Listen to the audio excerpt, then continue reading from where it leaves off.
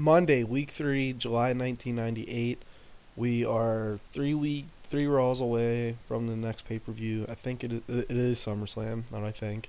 Last week we saw Brian Pillman and Mankind start a feud, transitioning Mankind away from the title.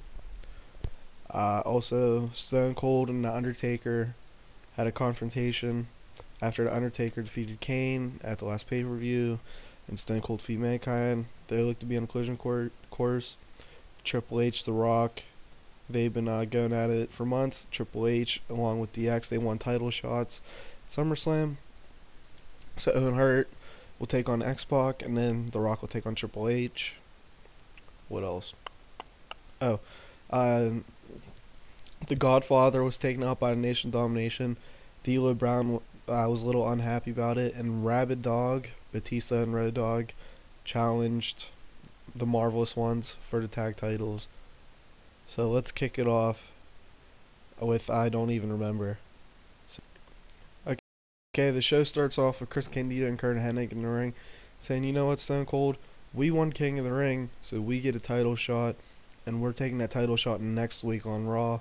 Stone Cold comes out and says, you got your damn title shot, and it's just a back and forth. Maybe a little action here with Stone Cold getting the upper hand, and Candido and Hennig getting away on the ramp. Pretty much, so next week's main event is Stone Cold versus Chris Candido for the title. Following that, Vince McMahon says Ken Shamrock and Undertaker both have a right to be challengers Stone Cold's championship, or Chris Candido, he'd hint that, and then pretty much Undertaker rightfully should be number one contender after defeating Kane, but Vince wants Ken Shamrock to be champion, so he puts him in a number one contendership match tonight. Then Rikishi versus Lance Storm ends, and Lance Storm defeats Rikishi after Val Venus and William Regal got involved and then cost Rikishi the match. Here, X-Pac and Owen Hart agree to a match at SummerSlam, and they talk trash to each other. Pretty basic. Wouldn't be too long because these guys, X-Pac isn't the best at microphone skills. Owen Hart's still actually pretty good. So, keep this short and sweet. From there, we go into D'Lo Brown and Mark Henry versus Too Cool. Too Cool gets the upset win after D'Lo Brown and Mark Henry were arguing, and Too Cool capitalizes on the miscommunication, which leads to, after the match, them continuing to argue. And it's just, continuing to tease D'Lo Brown being unhappy in the Nation. Here, Brian Pillman's just being a dickhead of Marlena, dragging her out to the ring.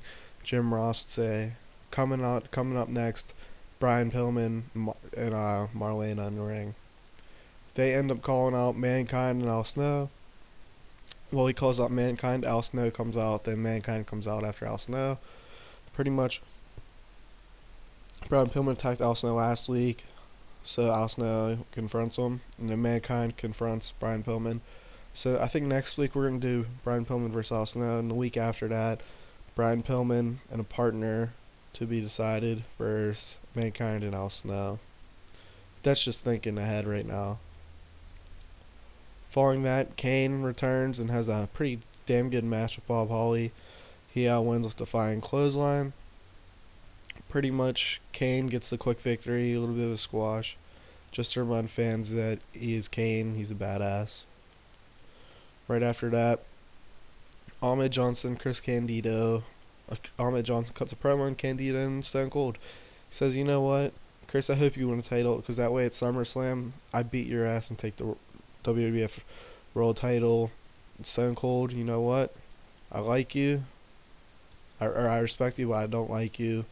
I'm coming for one thing, that's for the title. This, that, and the other. He's pretty much saying that he's going to be watching next week. Here, Marvelous Ones versus Rabid Dog ends when Rabid Dog wins, when the Marvelous Ones were disqualified by countout. So pretty much Marvelous Ones just take the countout as a way to end the match. Pretty much setting up they couldn't beat Rabid Dog decisively. Right here, Road Warriors come into Vince's office and say, you know what, Vince? We want to prove that we're the best tag team in the world, so we want a chance to prove that to the WWF. And so Vince says, you know what, fine, you want to do that? Next week, you guys face a tag team of my choosing. Then The Rock and Triple H are in the ring. They agree. Triple H says, you know what, Rock? I get to pick the stipulation for our title match at SummerSlam, and it's gonna be a ladder match. And The Rock comes out. They talk shit to each other, and no physical contact, which leads to the main event. Pretty good match. Undertaker versus Ken Shamrock. Undertaker picks up the win, defeating Ken Shamrock with the chokes. Pretty much, I think this would have been a good way to Undertaker. Hasn't been on Raw too much, so let's get him a match there. Pretty good show. Overall, I mean, there's some little spots that weren't that great, like here, here. But for the most part, very watchable, very good Raw. Okay, last score was 35-23. We pick up the win here, defeating them, so it's 36-23. We're getting really far ahead. Anything I want to point out? Scott Hall's the television champion. Didn't know that. Davey Boy Smith is the United States champion. I didn't know that either. I like that. I like those two titles. Hogan, Kevin Nash, and Bret Hart lost to Roddy Piper, The Giant, and Vader. That's crazy. Alright, so that's going to be it for this episode. Thank you guys for watching, and have a good one.